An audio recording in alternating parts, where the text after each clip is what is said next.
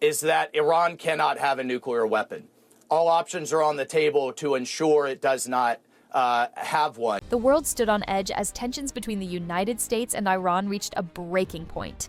For years, hostilities simmered between the two nations. But everything changed when former U.S. President Donald Trump issued a chilling warning, one that left Iran with no choice but to back down. The threat of a nuclear strike had been placed on the table, sending shockwaves through the global political landscape.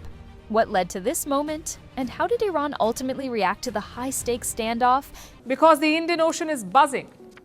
American B-2 stealth bombers are in the region. They landed in Diego Garcia. It's a remote island in the Indian Ocean. It serves as a joint base for the UK and the US, and it has been a hub of intense activity of late.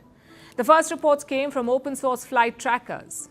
They tracked unusual movement involving at least 7 B-2 bombers. These planes took off from Missouri in the US, from the Whiteman Air Force Base, and they flew non-stop to Diego Garcia in Africa.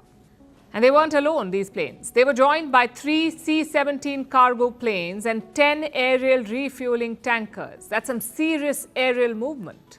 The US has 20 B-2 bombers in total, 20 bombers. Now 30% of that fleet is in Diego Garcia. It all began with rising friction between Washington and Tehran. During Trump's presidency, the U.S. adopted a maximum pressure campaign against Iran, enforcing severe economic sanctions after pulling out of the 2015 nuclear deal. These sanctions crippled Iran's economy, sparking outrage within its leadership. In response, Tehran escalated its regional activities, including backing militia groups and threatening oil shipments in the Persian Gulf. Tensions hit a new high after a series of incidents, including attacks on U.S. military bases and the downing of an American drone. Trump responded with strong rhetoric, making it clear that any further provocation would be met with decisive force. The world watched as U.S.-Iran relations spiraled toward the brink of war. Then came the turning point. Intelligence reports indicated that Iran was increasing its uranium enrichment program, raising fears of a potential nuclear weapon. Trump, known for his unpredictable yet aggressive approach to foreign policy, made a dramatic move. In a televised address, he warned that any Iranian aggression would be met with a response like nothing they had ever seen before. The implicit message was clear: if Iran continued its path toward nuclear development or engaged in military confrontation, the U.S. was prepared to use its nuclear arsenal. The statement sent shockwaves across the world. Political analysts debated whether Trump was serious about launching a nuclear strike or if he was using psychological warfare to pressure Iran into submission. Whatever the case, Iran had to make a decision: continue its defiance and risk devastating consequences, or find a way to de-escalate the situation. Iran's leadership under Supreme Leader Ayatollah Ali Khamenei initially responded with defiance, condemning the U.S. for its bullying tactics. Iranian military officials vowed to retaliate against any American aggression. But behind the scenes, Tehran knew the risks were too great. Despite its strong rhetoric, Iran lacked the military capability to withstand a full-scale conflict with the United States, let alone a nuclear strike. Diplomatic backchannels soon became active. Reports surfaced that Iranian officials were engaging in secret talks with European intermediaries, exploring ways to ease tensions without appearing weak. Behind closed doors, Iran faced immense pressure from its own people. Sanctions had taken a severe toll on the economy, leading to protests and growing unrest. A war with the U.S. would have catastrophic consequences, and Iran's leaders knew they could not afford such a battle. We're down to the final moments. We're at final moments. Can't let them have a nuclear weapon. I think that I would have had a deal within 1 month after the rigged election of 2020. They were all set to make a deal. It's an interesting time in the history of the world, but we have a situation with Iran that something's going to happen very soon. Very, very soon. You'll be talking about that pretty soon, I guess. And hopefully we can have a peace deal. You know, I'm not speaking out of strength or weakness. I'm just saying I'd rather see a peace deal than the other. But the other will solve the problem. Then came the moment of de-escalation. In a carefully worded statement, Iran announced that it was willing to enter discussions over its nuclear program, signaling a step back from the confrontation. The Iranian government portrayed this move as a victory, claiming that they had forced the U.S. to engage in diplomacy rather than outright war. However, international observers saw it differently.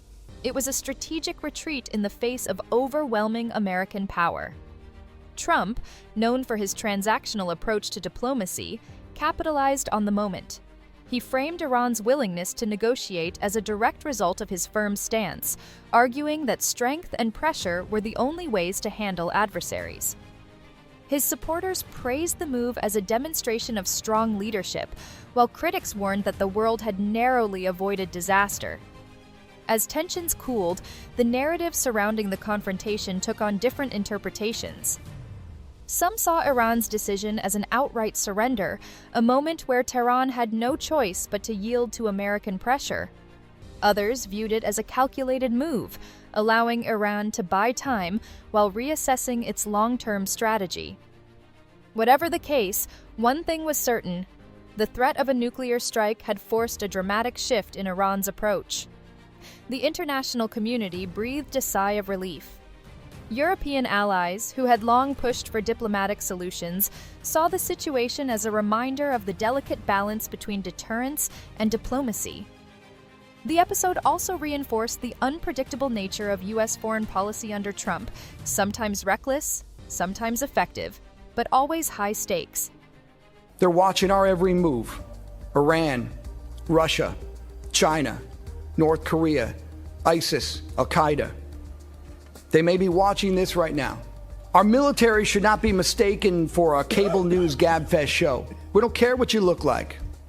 We don't care who you voted for, who you worship, who you love.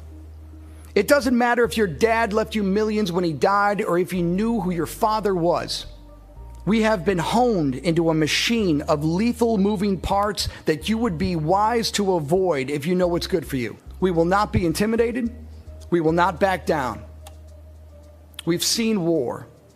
We don't want war. But if you want war with the United States of America, there's one thing I can promise you, so help me God.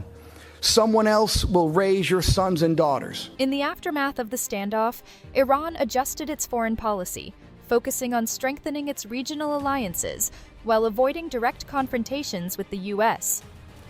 Meanwhile, Trump leveraged the situation in his domestic political campaigns, portraying himself as the leader who had brought Iran to its knees without firing a shot. Looking back, the crisis demonstrated the power of strategic threats in international relations. Whether Iran's decision to step back was truly a surrender or a tactical maneuver remains a subject of debate.